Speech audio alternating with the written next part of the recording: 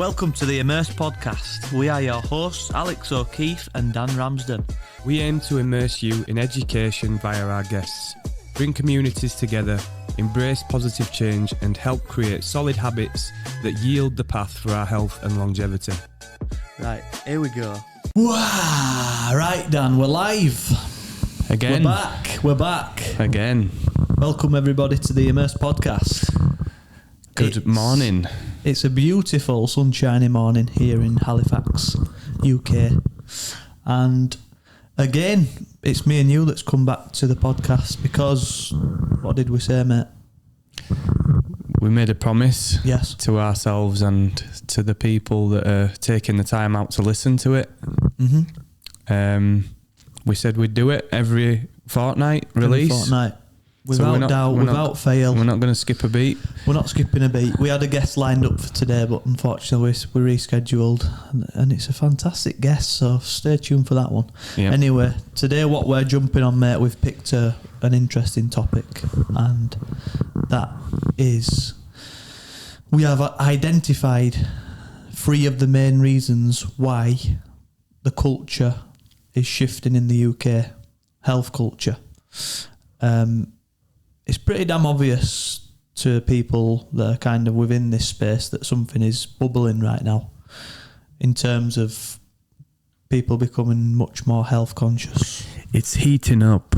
It's heating up. Ooh, shh.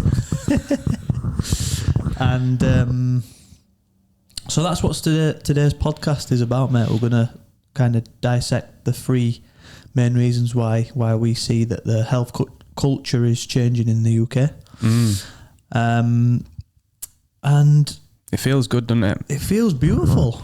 And sometimes you think, is it because I'm in this like sort of a biased bubble that we put ourselves in, or no, it's not, is it? No, I can say that from my experience, not to discredit your experience, but yeah. I've been coaching since 2007, personal coaching, and I've been in the fitness industry since I was 18. Yeah.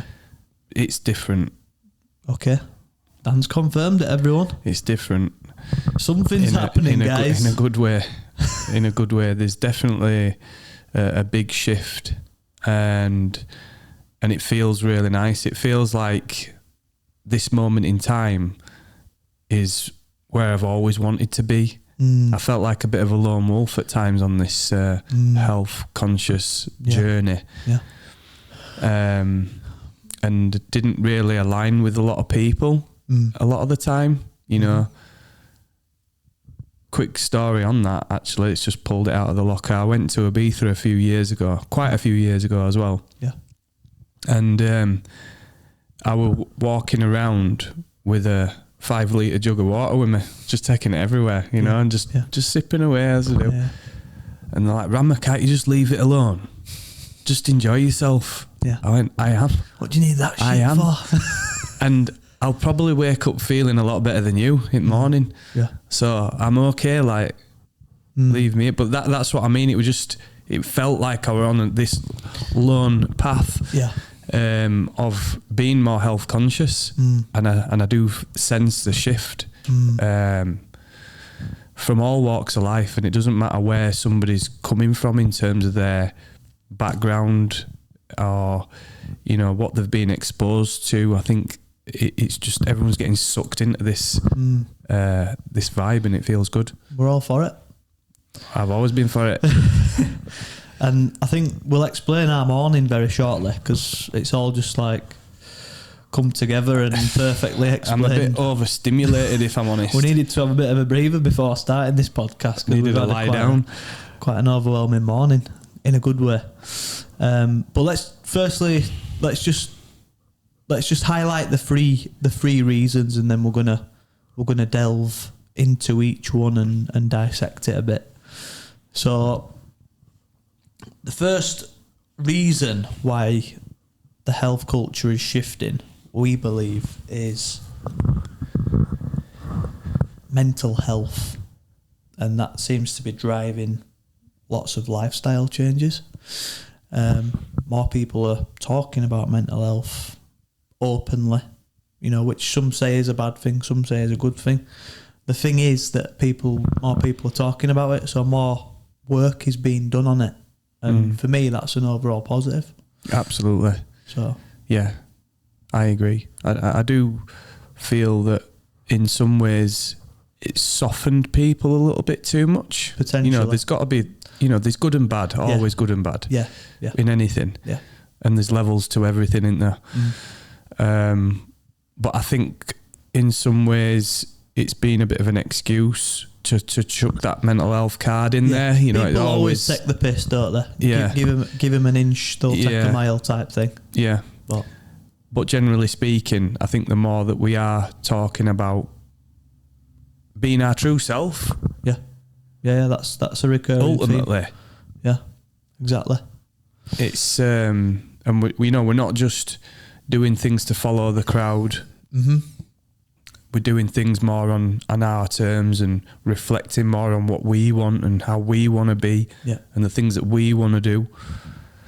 Exactly, mate. So it's only going to be a positive thing in the long run. Yeah, absolutely. I'm all here for that as well. So that's the first one. Mental health is more openly spoken about and people are making the changes. The second one, Dan, people are craving real connection again and not just something you see online or basically fake connection, however that may appear, however that may rear its ugly head. So real connection is sought after, shall we say, and people are finding that through more positive habits and choices. Yeah, for sure. And that's like where we've come from today, for instance. Yeah. We're quite delayed on this podcast as a result of these connections that have been going off left, right and centre. Exactly. Including an online chat that we didn't really anticipate were going to happen. Yeah. But it just feels great, doesn't it? Because it's kind of like we decided to be authentic to ourselves and put ourselves out there and the message, and it just so happens that by doing that's a bit scary. You end up attracting people that wanted that anyway, and we're having these genuine conversations and connecting with people that just feels awesome. Yeah. You know, I were getting sort of like going out vibes. Yeah. You know, when you're out on the town and you have these great chats. Yeah. And I were getting that, and the dopamine were flowing, and I checked in with myself. I went to the toilet. I was like, wow, someday this. So normally when you'd be out, you'd be going to the toilet because you broke the seal, and you'd be going to the toilet for the 10th time, and you'd be checking your eyes in the mirror to see if you were bog-eyed. But now this time you're completely, straight level-headed. I think I were pretty bog-eyed as well because I were overstimulated. But no, it's it just feels great, and it can stay there. Like I can just have a great day and then go to bed on time and wake up and try go get that again the next day. Do you know? Yeah. So yeah, it's feeling great. And what I've noticed also is I've been in the gym, like I said, for a lot of years. I've been on the gym floor every day since 2007. It's a long time. Yeah. And you get all walks of life, you know, people on the different sort of journeys and whatnot. But still, training alone is not enough. I think that the deeper connections that I've been having lately are the people that are taking recovery more seriously, because that's like really health conscious people. I've noticed it's not just people that are like, oh, I had a pizza last night, so I better go run it off. It's not those sorts of people. It's people that are really taking the whole thing seriously. The lifestyle. Yeah. And that's why it's feeling so good to me. Because it's like you're speaking my language here. Yeah. I'm all over this. Yeah. It's weird how you kind of just know that you're going to have something in common, even before you've spoken a word. Yeah. Big shout out to the Heist boys as well. Yeah, massive. For opening that centre in the local shout area. To Heist. Joe based in Keys, Brighouse, Joe, Joe Zach. Smooth.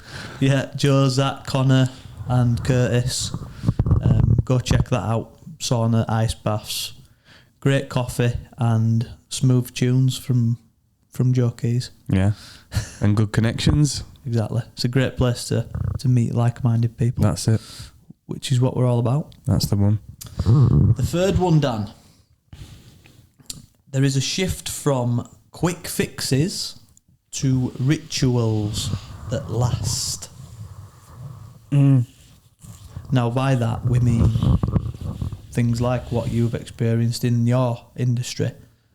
6-week transformations, something quick that's going to give you quick results, and maybe something that's slightly toxic, something that's not sustainable over a long amount of time. That seems to have been outed, shall we say, in a lot of respects. Yeah, I don't sell transformation packages, really. I don't really talk about them all that much. I still show client progress from time to time, but it doesn't have the same sexy kind of effect when you're talking about someone who's been training for 2 years, as opposed to, look what you did in 6 weeks. That doesn't turn people on. Sometimes they want it now. Yeah. I want Amazon Prime. Yeah. You know what I mean? Yeah. I want it right now. Yeah. And it's like, no. You want something that's worthwhile. It's going to take time, like we're finding out with this business. Yeah, exactly. You know, so being patient and doing it for the right reasons, and the right reasons are health and longevity when it comes to, you know, things like that.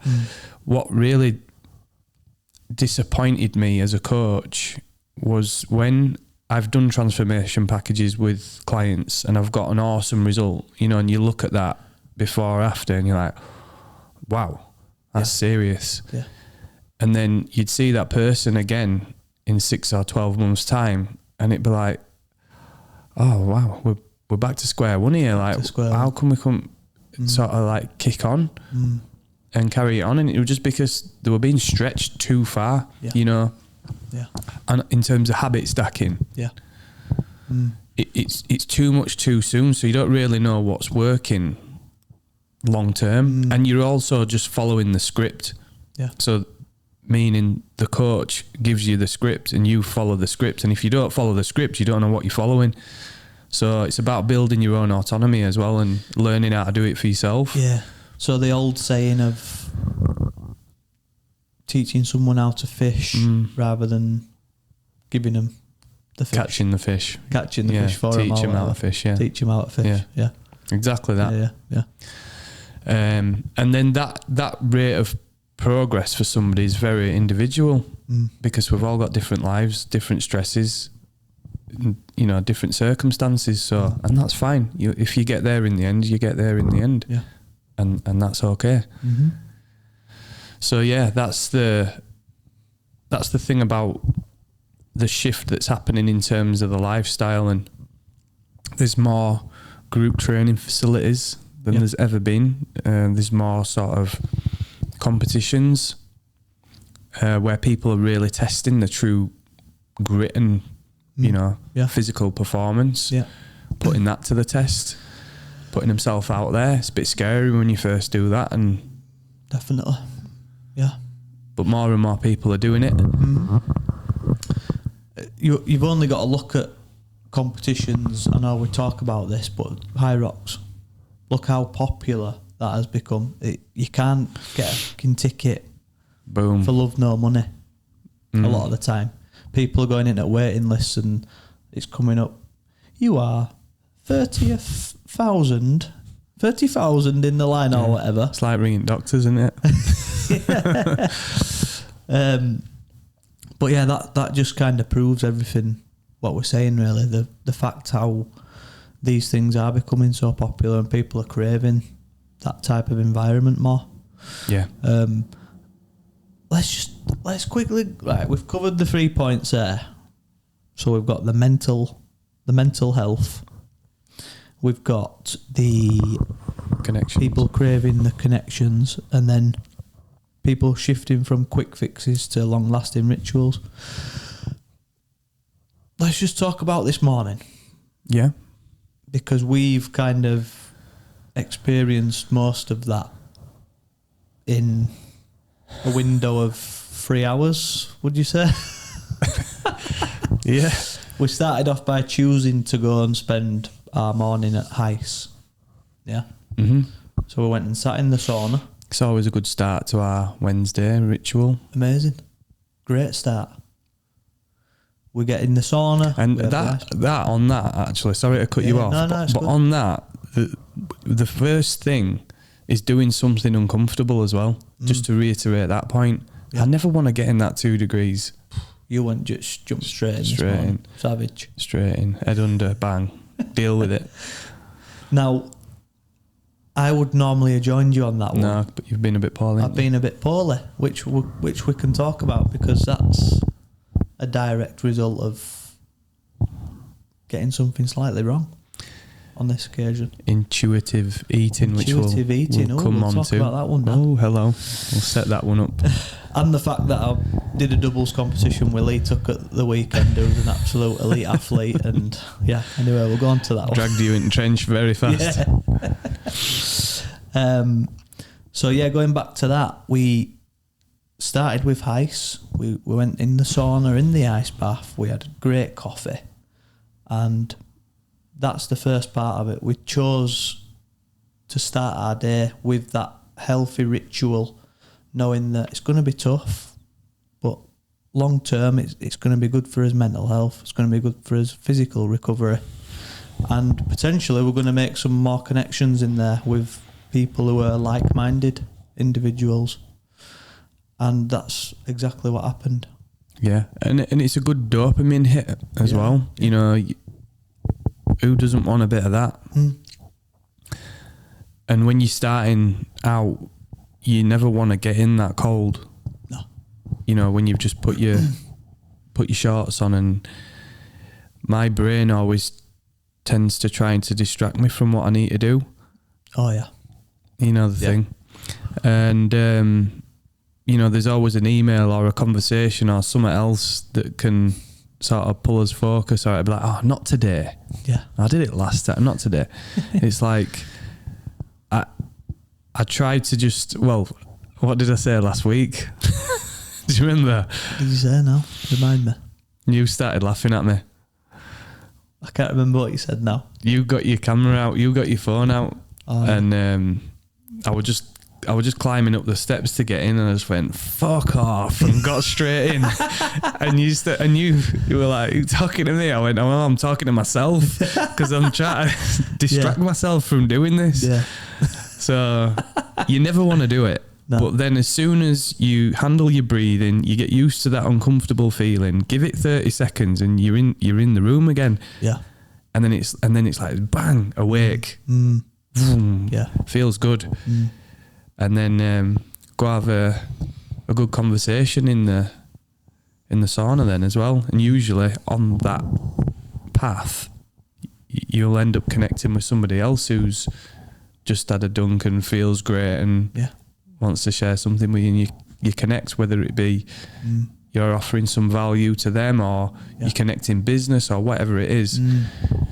It's just a positive experience all around, isn't it? That's a beautiful thing about it, and that's why I love that we're obviously now in the business of building saunas, and that's what we're helping create for other people, and that's just fucking magical, isn't it? Yeah. Being able to create that space where it offers real human connection and improved mental and physical health. That's just like, what more? What more do we want to be doing? Yeah, and what feels really right about it this time is the product. Like, we feel 100% confident in the product. Yeah. And we've had nothing but great reviews. Yeah. So it just instills more confidence, and we feel proud of it, you know, when we see it. Yeah. And when we build it, and you know, the smell of the timber and everything, and it's like, whoa, yes. Yeah, this is real. Yeah. So this is the real deal. It's all feeling really good, and the journey has been very bumpy as well. Oh yes. It's not a straight line, is it? No, is it? Heck no. Like I say, we got it slightly wrong with the ice baths. We did. you know, well, that's why we are here today, because we redirected for the long run. Yeah. And that's why we're here.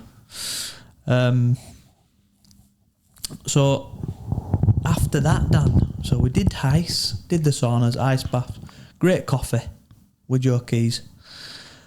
And then we bumped into someone else, Dan Fleming, great lad. First time you met him. Dan Fleming. Yeah. But again, we were in that environment.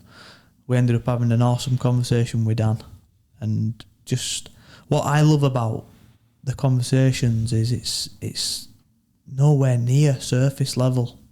No. It's like it couldn't be any different to a hiya Pat, how talking are you? about weather right? and whatnot. How's your mum? How's your dad? Are they alright? It's like It's warm outside, isn't it? Yeah. Well observed. Yeah. It's raining today. Yeah. Don't want to be Nice. talking about weather. Yeah. No offence if you do that. No, but listen, jeez. we all do it sometimes, don't we? Yeah. We do, but them real deep conversations are the ones that you really want to be craving and making happen. Mm. And like I say, we had a right good chat, and then pulled up here to do the podcast. Bumped into two lovely ladies that we'd never met before. They instantly came up to us. Oh, we've just watched your podcast Yeah. of the alcohol one and the one with Dan Keane, and that were another 20-minute conversation there because we'd connected with them without us even knowing. Yeah. It's just like, you know, when you actually start putting out these intentions of living well and connecting with the right people, it's mad. It's starting to happen a lot now, which is beautiful. Yeah. It is. And then we've come here to set up. We're just about to hit record on the podcast. Then we get a video call from his next podcast guest, and a great connection through Cruz. Yeah. So cheers, Cruz, for hooking us up. Yeah. So we had a good chat with Stevie Ward. We're going to be connecting with him. Yeah. He's doing some great things post rugby. He's had a rough ride as well as the lad, and it's sort of coming through that transition of having to retire young. Yeah. Was taken away from him. He didn't make that decision. The injury forced him to go there, and then I'm looking forward to speaking with him and seeing that he's made something very positive out of a negative experience, and that's what I'm down for. 100%. That first time we spoke to him, and it was just like we all jumped on a call, and it was just high vibe straight away. It was like we'd known each other for 15 years or so, didn't it? Yeah, it just felt right. Instant connection. Yeah. So really looking forward to that with Stevie Ward, the man. So that brings us up to us sat here right now talking about this podcast that we're recording today, and I think let's delve back into that first reason that we've kind of analysed of being one of the reasons why we're shifting right now, which is the mental health side of it. Why do you think people are talking about it more, Dan? Mental health? Because it's okay to do it now. It's not demonised. This kind of stuff wasn't happening 20 years ago, 30 years ago. Really. With our parents. It was just head down, arse up, get on with it. This seems even relationships and families, unfortunately, families break up. But nobody did back then. No. Or very few. But now, and I'm not saying that this is a good thing, but relationships can expire because you're not moving together through life at the same tempo. And I'm not saying you have to be stuck to each other in a relationship by any means. You've got to be free and live your own life, and you've got to complement one another. But people stayed together and forced it. It was just like, you've made your bed and you're lying in it. That's a saying. Yeah. Old school quite a saying. toxic saying, that, It's isn't a fucked up saying that.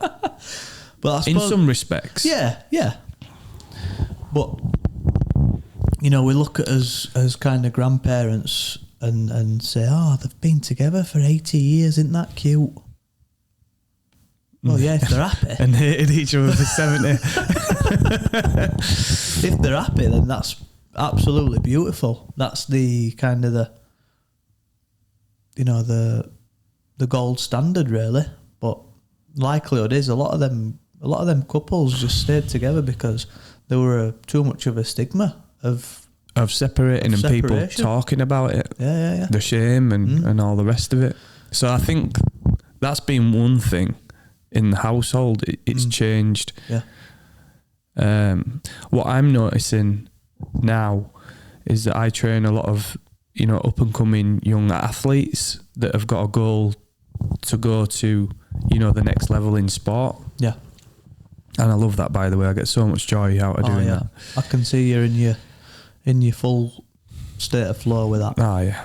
Yeah, it's so good. So purposeful. Yeah. When you see those lads, and I've got my first girl now, my first girl athlete. When you see them sit down and sign a contract, that was the thing that they wanted to try and do, and to know that I've been part of that journey with them. Yeah. I can't honestly put it into words. I can't. But what I'm noticing with those people anyway is, the 16, 17, 18-year-olds, they're not really bothered for relationships and stuff. Whereas that was a thing, like it where you got to a certain age and it were like you had a girlfriend or a boyfriend. Sort of forced. It was just a thing, wasn't it? Yeah.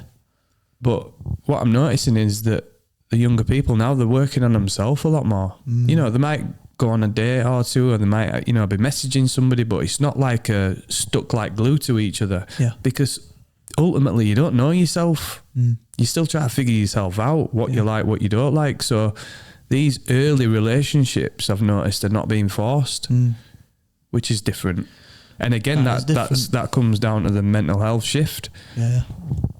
That's interesting to hear. But I think we're all kind of awakening to our own consciousness and what we truly want. And then that's breeding into the next generation or generations. Yeah, definitely. Why do you think, this is interesting, why do you think it was a stigma to openly talk about emotions and stuff? And I guess it's hard for you to say that because you're not from that generation yourself, but the only thing I can think of is weakness that appeared as strength. Yeah, and letting it in, letting weakness in, talking yourself in or out of a situation based on what you truly wanted. Yeah, I don't know on that one. I don't. It's complex, isn't it? Very complex. Yeah, I can only put it down to weakness, really.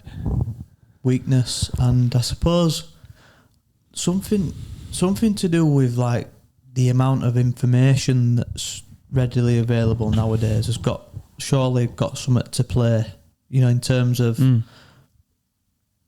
let's say scientific research, more stories that people have shared that you can access, just the level of information that people have access to nowadays surely has a part to play. Rather than sort of, probably back in the day, it were more like sort of one narrative. Yeah.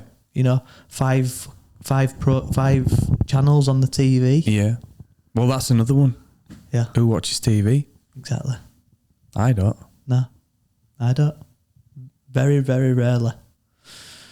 Apart from a odd Netflix thing here and there, but no, but that's what I mean. It's not. But it's not TV. It's not a channel. The channels, yeah. But that's all they had to choose from. So, depending on what narrative was coming through them channels, which what we know is can be heavily manipulated by whoever's creating that stuff. won't go down that rabbit hole. That's a proper can of whoop ass. That's a can of whoop ass. But I suppose, you know, the information that we take in on a daily basis from whatever resource that is, that plays a big part as well, doesn't it? Yeah, it does. I think I've noticed that people are spending more time in nature and connecting with the planet. Fresh cold water dips, nice walks, going up mountains. I've had some great conversations on some of those hikes. Yeah. Which is ultimately, again, coming back to the connection thing. That's what we're wanting. That's what we're craving. Yeah. Get it off your chest kind of thing and have a good chat. Yeah. Raw, authentic, unjudgmental. Yeah. So exactly. Yeah, that's it's an interesting dynamic, isn't it? But going back to your earlier point, in households as well, it was almost like following suit. You know, a son follows the father's footsteps. Yeah, because that's kind of all they know, and they've got a bit of that family pride and that legacy in the name of you. Well, I was a shoemaker, so you will be a shoemaker. Yeah, whatever it is. Yeah, you know, carrying that tradition on. And you know, traditions are. It's a nice thought, and if it's genuine. Yeah. If it's authentic. Yeah. Like sure. The most precious thing I've seen this year, what I was really happy that I witnessed, were Chris Eubank and Conor Benn have that fight. Oh my gosh! Wow, that were awesome. That was one of the best things I've ever seen. In terms of, like, you couldn't write that, and that's a beautiful family legacy that's sort of continued, and it's met at the right time. Yeah. But that is few and far between. Other than that, you go find your own way. My son and my daughter is under no pressure to be like me or do what I do. The only thing that I do put pressure on is to make the right choice with their health and eat well. Yeah. And live right. That's the only thing that I'm going to keep banging that drum. Yeah. Other than that, do what you want to a certain degree. Yeah. I mean, that's another thing, innit? How far we go with that parenting side of things, but I suppose that's a different conversation. Yeah, but going back to the mental health side of it, that were a pressure in homes. You do this. Yeah. You're living under this roof. You act like this. You were very hard. Yeah. You know. And some people grew up not liking it, not liking the childhood, and then finding themselves later. I think people are finding themselves a lot quicker, which will only set up better health habits, if you ask me. Absolutely. Because you're not escaping your reality. Again, we were just talking about it earlier. One of the girls mentioned that listened to the alcohol podcast, and she said, when I were going out with my mates, we used to drink 2020 on the street. Yeah. That was the thing. Yeah. But you're escaping your reality. So what were your reality as well? And following the norm. Do you know what I mean? Yeah. It's all to be thought about, isn't it? Interesting dance. It is. I'm just really. It is really beautiful to see, especially the younger generation now. They're very much more awake, chilled and awake in terms of, like, consciously. I'm speaking to particular, like, younger men and women who are all listening to podcasts. They're all training. They're not drinking, or they're drinking a lot less than what we used to drink when we were younger anyway. And yeah, it's just beautiful. It's beautiful to see it. It's something that's tangible, isn't it? It's a tangible shift, and I think it's just interesting to talk about it, really. Yeah. I want to shout out one of my students who's been working with me on and off now for a number of years, Ruben. Ruben called back in to see me yesterday. He's at rugby college, so he's pretty much living like a full-time athlete whilst he's doing his studies. Nice. And he took himself off to do that, so there's been a lot of development and independence and learning. And every time he comes back and we check in, he's getting better. Is it? He's getting faster. He's getting bigger.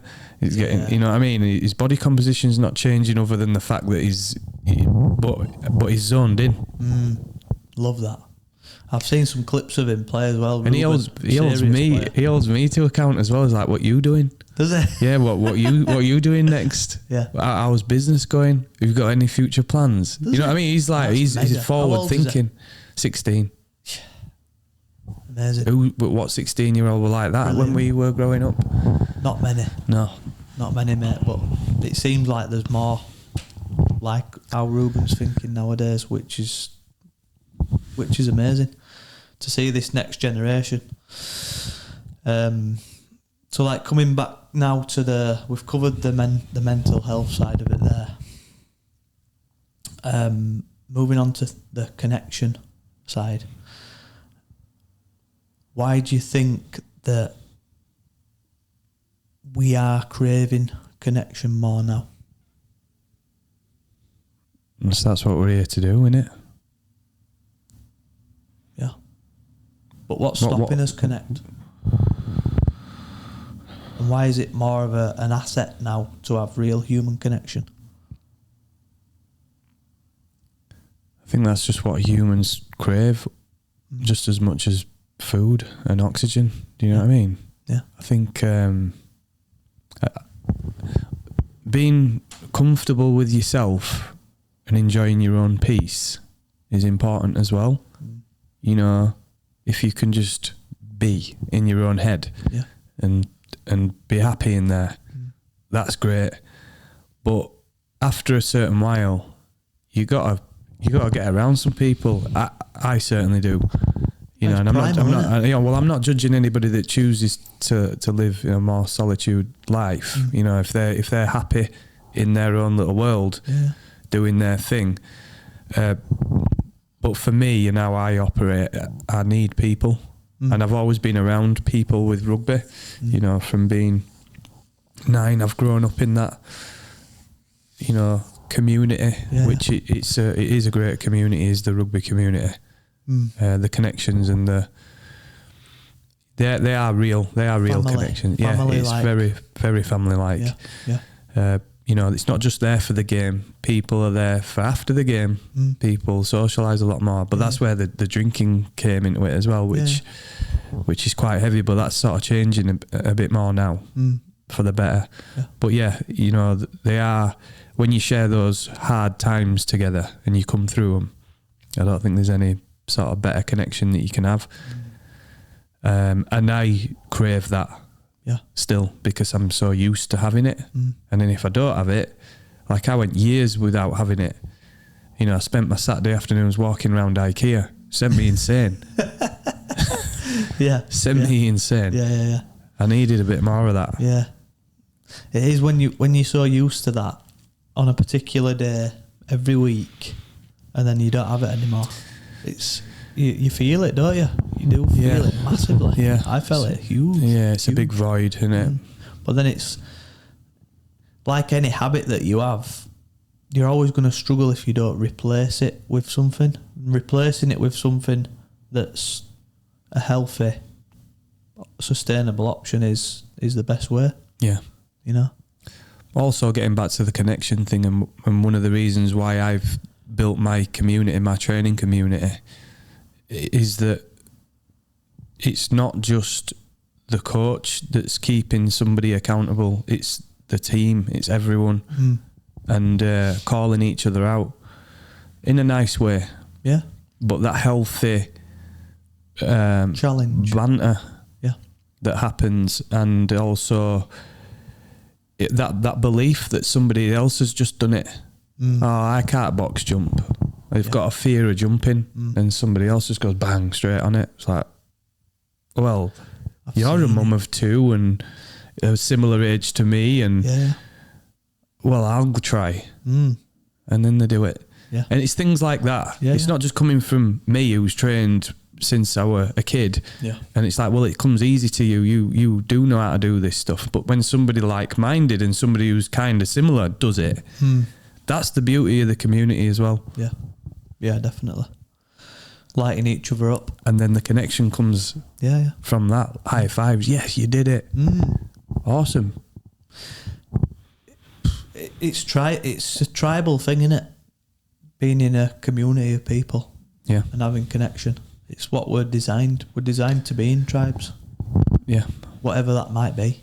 Like what we spoke about last time, you know, talking about my wife's stepdad who has, you know, they have a tribe based in a pub. I have a tribe based in a gym or at a coffee shop. It's all the same. It's connection. That's it. And that's what makes us feel like we belong to a group of people and to as true selves. Yeah. So it's beautiful. It is. On to that last part there, Dan. The Quick fix. The quick fixes, mate. Let's get on to that one. Let's talk about. Let's just delve back into why quick fixes are kind of, you know, becoming less obvious to help. Thanks, mate. Get some of this water down us. Get some extra water. Man.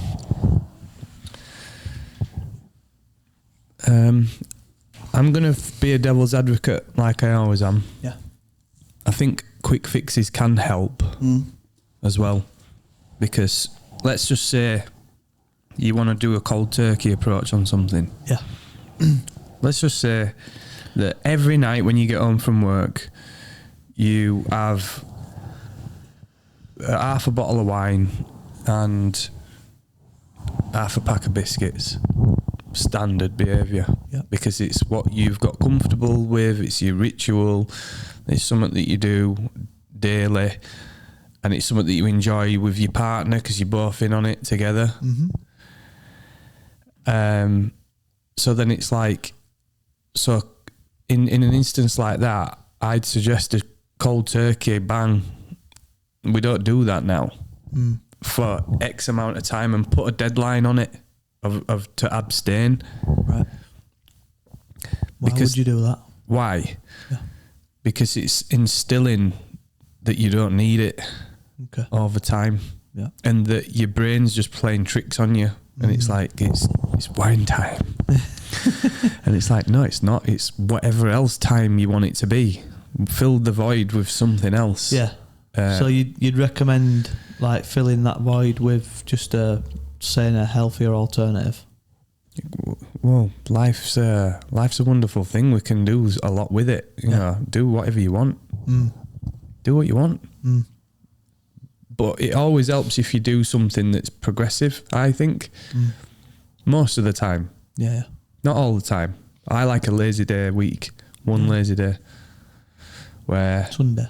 Yeah, where I'm not training, I'm not putting any stress on my body, I'm not putting any stress on my head, I'm not trying to learn something new. I'm just flowing and chilling and you know, a bit of shopping, do something with the family, etc. Chill out, watch a film, that kind of thing. Yeah. 1 day a week's for me, that's good for me. If it goes into weeks and weeks of being in the grind, it's just too much. But it's just kicking those little habits and rituals that you have. So a cold turkey approach, if it was a quick fix, will stand you in good stead, because it's not to say I can't do this no more. You can have that half a bottle of wine, you can have some biscuits, but do you understand what's in it? Do you understand the implications of it? And if so, how that's going to have a negative impact on your sleep and things like that. Yeah. And if you are aware of it all and you know how you can manipulate other decisions, then that's all good. You've learned how to manage it. You're not just using it as a habit just because and a crutch to keep you connected to somebody in the house. Yeah. You know what I'm saying? So cold turkeying for a certain amount of time and having a deadline on things is good. Sometimes I will still apply a little bit of pressure if I feel someone's in the right headspace for it, to do like I call it a cut, where you're intentionally going into a deficit of calories and you're trying to get your body fat down. And that's the only thing that you're focusing on. There's so many benefits to doing that. Your blood markers, your body composition, your training, how you move the body and how you generally feel day to day will improve. Yeah. So when someone's in the right headspace, I will lean into that and give them a nudge on, come on, have you got a bit of space here for the next few weeks to really knuckle down? Yeah. And then... Yeah, I agree with that. You know... Yeah. But then it's like, but there's a strategy to exit it as well. It's not just a start and a finish and see you bye. Yeah.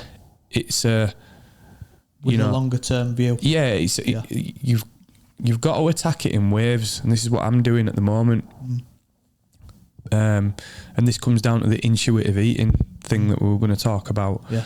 So what I do is I'll go from a training goal, because I've always got some training goal on the horizon, like a competition or something. Yeah. So I'm building up to that point and I'm working towards it. Yeah.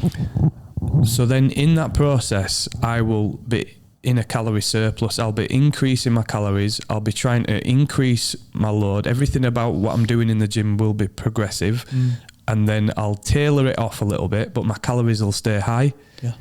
And then I'll recover, and then I'll just go and put it all out there and see what I've got on the day. After that, which is the process that I'm in right now, I'm taking it easy on myself. I'm not chasing loads. I'm not trying to improve my performance. I'm still following a program, but it's not like hell bent on performance. I've started going back into fasting. I'm giving my body a bit more of an easier ride. My digestive health, my general energy. I started to feel a bit tired because it's hard when you're training hard and then eating loads. Because I was putting in like 3,500 calories a day and then up to 4,000 calories in and around the comp. That's a lot of food. That's a lot of fodder. Well, it is for someone that's 82 kilos. I'm not a big guy. Yeah. So that's a lot of food to shift. And it gets quite tiring. And my gut will getting a bit lazy with it. So now the intuition of it is recognising the signs. Right, I've been a bit gassy. I've been a bit full. Feeling tired on a morning. Not waking up before my alarm. Feeling like your test levels are depleting a little bit. So then I'll go back into some sort of fasting and some calorie restriction to just have a bit of a cleanse and just to take it easy on myself for a little while. But again, that's intentional as well. Yeah. What do you need to go through to get to that level where you can kind of use in intuitive nutrition? You know, so like you've just said, you kind of, it's almost like subconscious of what you need to do on a daily basis in terms of nutrition. Yeah. What do you need to go through to get to that stage? Experience. And here's probably an argument for the kind of more intense, let's say 6 to 12 week sort of cut. Going through that actually could potentially arm you with the tools that you need to then take on. Correct. That's why they are important to do these little sprints. Yeah, to do these quick fixes. Yeah. They're not the thing to hold on to, but it's learning how you managed it on the first run. Yeah. Yeah, it's important to have a coach to, number one, hold you accountable to the goals that you've set and to get you over the line. To chuck in the odd little bit of knowledge when you need it. Yeah. Like, just make sure that you've checked X, Y, and Z. You know, it's dotting the I's and crossing the T's that a coach can pick up on through experience. But like I said before, it does come down to experience. It comes down to seasonally, you know, going through winters, going through summers, and going through times where you're on holiday. Yeah. You're going to events. You're training for an event, you're training for fat loss, you're getting through Christmas, and you've done that for a few years. You get to know how to do it, really. Yeah. But also, one of the biggest teachers on that subject is tracking your calories for yourself, because you understand what's actually in what you consume and the dosage of it. Yeah. So a lot of people will come to me and they'll go, my diet's fine, but they've got 15 kilos to lose. It's not fine. Like you don't know enough. You're doing something wrong. Yeah. Oh, I don't really eat that much. Really? you same height as me and almost double my weight. Like you do eat somehow, or you consume somehow. You know, that's not to be disrespectful. No.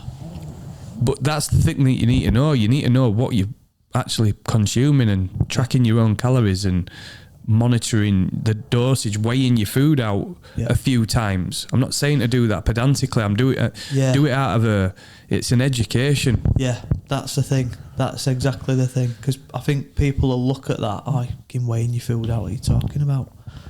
But doing it a few times, then, like I say, gives you the knowledge, the tools, the intuition almost to thinking when you're going to do that next time, you're roughly in your head going, oh, it's roughly 50 grams there.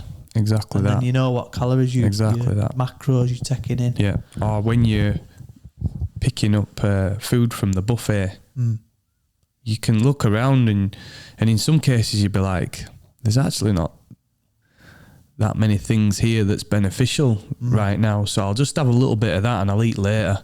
Yeah. Not like I'm starving, let's get all this beard shit on here. Do you know what I mean? Yeah. And then you have no idea what you've consumed, and that's the bit that it just re-switches your perspective, and then that's how then you can become more intuitive with your nutrition, when to step it up, when to bring it down. What happened to you? Just tell us about that. Right, so I've recently, and I spoke this out to you, Dan, I said I've got a new goal, because what I've realised is that I need goals, me, Dan. We all do, mate. I need it, otherwise I'm in that middle ground where I'm floating, I'm half making good decisions, I'm letting it loose on a lot of other things. So as the moment I set a target, I'm there, I'm locked in, and I feel great, because then I have structure, everything's fantastic. So I've set a target to get down to 10% body fat by September the 1st. Now I've just spoke it out to the public, so now it's really real. Been real anyway. So 10% body fat, I want to get there by September the 1st, 2025. You're not far off though. I'm at 17%. I got my skin calipers done with yourself last week. Yeah. And everything else. So I'm at 17%. I want to get down to 10. So I've gone into a calorie deficit. I've started tracking my food, looking at all of the macros, everything like that. Anyway, so we got to Sunday just gone, and we had a high rocks competition at One Bigger Copley. And I'd partnered up with Lee Tuck in men's doubles. People that don't know Lee Tuck, he's going to be a guest on this podcast, is an absolute monster. I knew that were going to be a tough day for you. Straight So away. I've just decided to lower my calories, and now I'm going into this competition with Lee Tuck. Doubles partners. He's literally a rocket. He's former professional footballer, played in Malaysia for 15 years, represented his country. Now he's coming to the High Rocks game. He's captaining his country in High Rocks. Absolute monster. But I thought I was well equipped for it. So the leading days coming up to it, and because I'd gone through this process with you previously, I'd kind of known what I needed to do. I'd upped my carbs 1 or 2 days before, started to cycle it up a bit before the comp, and the day after, by the way, we won. Gets in Tucker. Good time. Great time. We got like 52 minutes. Respect. That's flying. And it were honestly a tough slog. Just me trying to keep up with Tucker like I did with Dan. But training with people and competing with people that are better than yourself is a quick way to improve. Isn't it? A quick way to improve. So never be the fittest person or never be the smartest person in the room. That's my advice. But the day after, Dan, I'd slightly made a few alterations to my eating in terms of what I'm having for breakfast, blah, blah, blah. I normally have eggs and stuff in the morning, which is great. I don't have any digestive problems with that at all. I decided to switch it out, probably just for convenience. That's what shot me in the ass. Convenience. Jumbo rolled oats, Scottish oats with protein powder. 2 big scoops of this protein powder that I've not really tried before. Anyway, big no. My stomach, my insides completely, I don't know what it was, Dan, but bloated, gas coming out from everywhere, felt sick. So the day after, mate, Gas coming out of your ears. Gas coming out of my ears, mate, eyeballs, everything. And boy, did Jess know about it. I bet. I'm bored. I'm still knowing about it now. It's still that, it's now. So this was Sunday, the competition was Sunday. The day after Monday, the only thing I've eaten the day after this competition where I've gone to the absolute wire is this protein and oats, and I've not had anything else for the rest of the day because my stomach were in bits. So because of that, then that Monday night, mate, I was poorly, just absolutely run down, sweating. I felt like I got this intense sort of flu. And I know it's because of my nutrition. I didn't get what I needed to recover that day after. So I remember you saying, like, you've got a window more like a barn door to get in the nutrition. More protein after a workout. I fucking missed the whole farm, mate. Yeah, they always said this, like, window of opportunity going back in the day, you know, when I first qualified, you've got a window of opportunity to get your protein back in and start the recovery process, and it's like it's the whole day, and it's those decisions that you're making for the whole day, but in and around competition time, and sort of taking it on in waves. So increasing your dosage on certain things like electrolytes and water intake and, you know, all that sort of thing, and then you sort of coming back off the curve and then coming back down to a baseline, and you're ramping it back up again, and you're timing everything. You once said to me a few weeks ago, and you said, what's the intention behind that decision? And that's bang right. Like, pretty much everything that I do all the time is intention. Very intentional. Yeah. And it doesn't matter whether I'm on holiday. Doesn't matter to me. Yeah. Because I just enjoy feeling right. So I'm just making little decisions. Honestly, that is a great... Just inspiring to see that daily, making them small micro decisions that all add up. So like being around yourself who make them small decisions, and someone like Cruz who we've been spending a lot of time with, you know, will turn up to a coffee shop. He pulls out a knife. It's not what you're thinking. Pulls out a knife, asks for a lemon, cuts his own lemon up and puts it in water. No, other way around. Oh, he asked for a knife, didn't he? Asked for a knife. Sorry, and he didn't pulled out pull a lemon. out a knife. He asked for a knife and pulled out a lemon. He pulled out a lemon and asked for a knife because he wanted to sit there and get hydrated and not dehydrated. Lemon water. And that's just like, what an insight that is into how people are living daily. Small decisions like that. Yeah. And that is inspiring to see stuff like that. Yeah, that's it.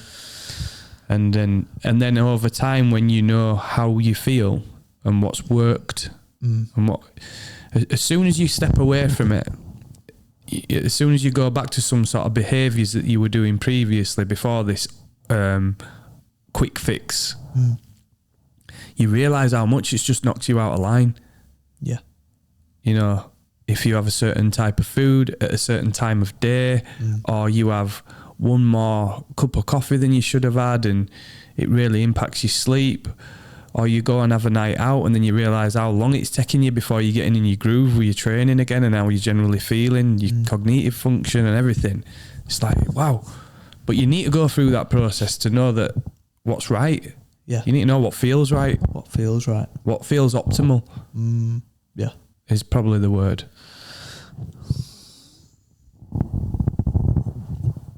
And it just, when you're in that moment, when you're in this sort of flow state, when you have got a goal and you have got routine, nothing feels better, does it?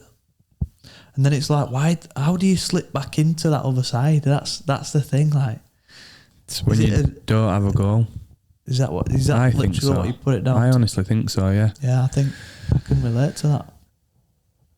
There's that guy in there, Brian Johnson, that sold out his longevity thing. Yeah, sold out his tech company to basically test. He's like a guinea pig of longevity, and every single decision that he makes and everything that he does is revolved around his human performance, his recovery, and his longevity. He wants to see how long he can go in terms of live. Yeah, and. He's reversing the aging process, you know, like you wouldn't believe in terms of the statistics and stuff. But he's like far out. He's like way far out. But he's just trying to showcase what's possible. Yeah. Which we've got to just pay attention to that. Yeah. You know? Definitely. I respect the discipline that he has to put in. Audacity of the goal. And then his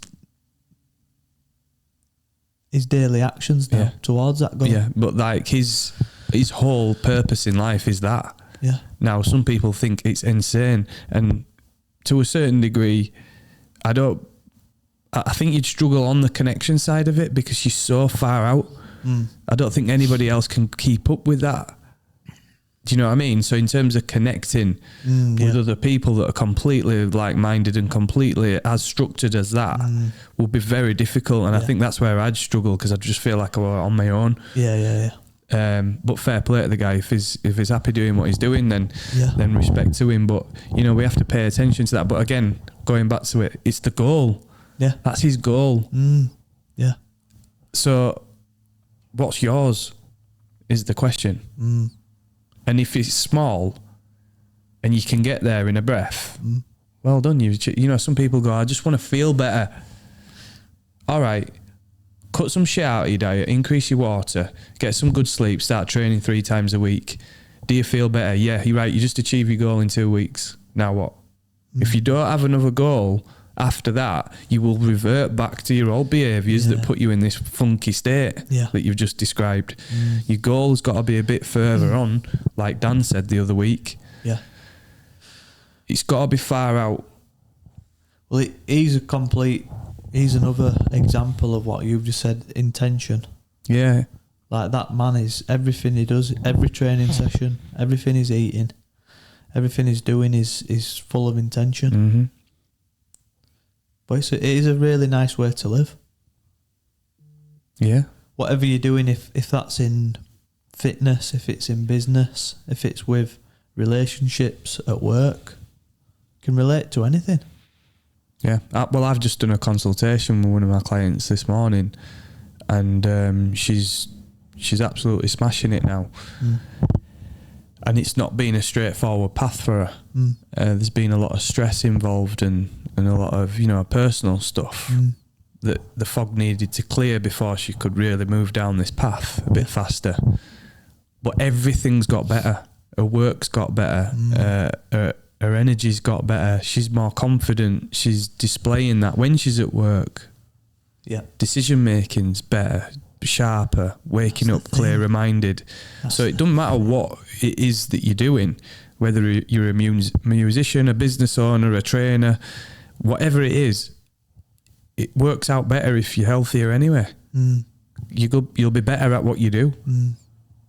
As it has a domino effect on every area of life normally, doesn't it? Yeah. And I guess that's why more people are becoming awake to it. So yeah, To kind of round that up, mate. that's it. We just unpicked all that. That is why we are seeing a massive culture change and shift right now.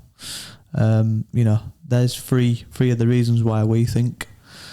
And I'm all here for it, Dan. Absolutely all here for it. All the way. All the way, my friend. Like I say, just to kind of round it up, people are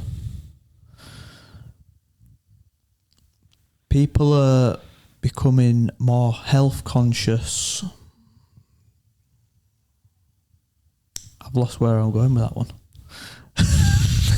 Well done. My head's a bit pickled there. I agree. Just finish it off for me there, Dan. People are becoming more health conscious. People are becoming more health conscious. It's not just something that we are biased of because of our circles. It's a much wider thing. It's happening to the youth. And what we've spoke about on that podcast there is the reasons why we think that is happening. And long may it continue, my friend. I think we're at the curve at the right time here in terms of this is just why it's feeling so good right now. Yeah, because there is it's tangible. The energy's tangible right now. Yeah, you could literally cut it with a knife, like Cruz does with them lemons. But yeah, mate, like I say, these conversations that we're having, the circles that we're moving in, the wider impact that we're seeing happening on a daily basis with the sauna brand that we've created, you know, the amount of people that are interested in that and the sort of the directions we're moving in that with is very promising and exciting. And it's all part of this sort of universal feeling that's happening right now, which is great. It feels good. It's the greater good. The greater good. That's exactly what it is. Let's leave it there. So we'll leave that one there, Dan. Thanks for listening, guys. If you got through that. Yeah, thank you for that. Me and you just chuntering on We've each hashed other. it out there. we've got it out there, and you know, in all seriousness, the feedback we've been getting from the podcast has been fantastic. A lot of people resonating with what we're talking about, and we're kind of connecting with people who are listening, which is great. You know, if anyone does want to get in touch with us and connect with us, that's what we're here for. Themes, potential guests who you think might fit. Absolutely. Someone who's got an inspirational story or someone that can add value to the listeners in terms of education. Send it. We want them. We'll host it. That's it. And as always, if you enjoyed the podcast and if you are enjoying our conversations, give us a follow on Instagram at Immerse the Brand. Follow us on Spotify, the Immerse Podcast, YouTube, the same, the Immerse Podcast. And if you are interested in looking at our saunas, we have premium designed saunas that can go outdoors. We now offer bespoke premium saunas from design, build and install. We're looking to connect with people who are potentially looking at new projects, either within the luxury wellness space, high-end fitness, or for your home. And anyone in the construction game, we're interested to speak to you too. That's the one. To potentially collaborate with our sauna service. So yeah, that's that one done. Well done, mate. Thank you, mate. Cheers, brother. Shall we go eat? Let's go eat. Let's go.